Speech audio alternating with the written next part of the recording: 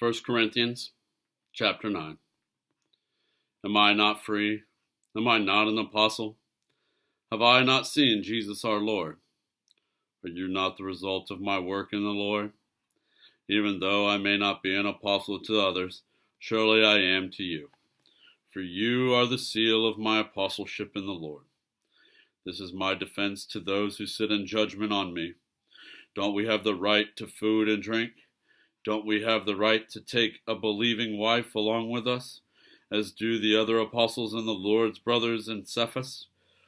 Or is it only I and Barnabas who lack the right to not work for a living?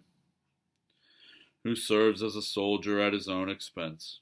Who plants a vineyard and does not eat its grapes? Who tends a flock and does not drink the milk? Do I say this merely on human authority? Does the law say the same thing? For it is written in the law of Moses, do not muzzle an ox while it is treading out the grain. Is it about oxen that God is concerned? Surely he says this for us, doesn't he? Yes, this was written for us, because whoever plows and threshes should be able to do so in the hope of sharing in the harvest. If we have sown spiritual seed among you, is it too much if we reap a material harvest from you? If others have this right of support from you, shouldn't we have it all the more? But we did not use this right.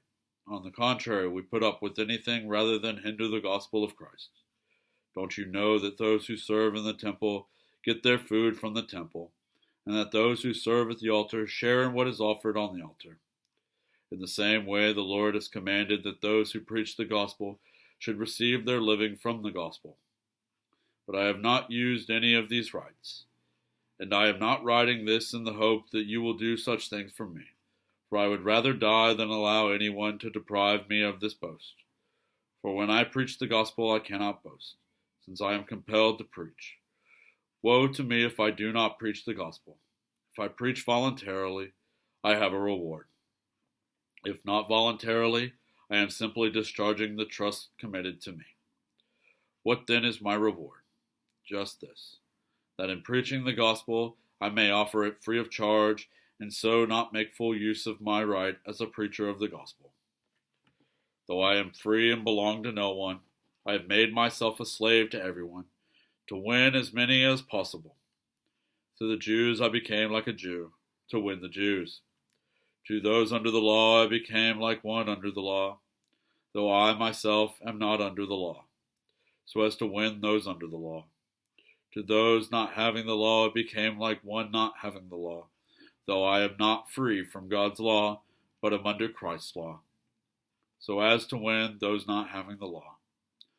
To the weak I became weak, to win the weak. I have become all things to all people, so that by all possible means I might save some. I do all this for the sake of the gospel, that I may share in its blessings. Do you not know that in a race all the runners run, but only one gets the prize? Run in such a way as to get the prize. Everyone who competes in the games goes into strict training. They do it to get a crown that will not last, but we do it to get a crown that will last forever. Therefore I do not run like someone running aimlessly. I do not fight like a boxer beating the air. No, I strike a blow to my body and make it my slave, so that after I have preached to others, I myself will not be disqualified for the prize.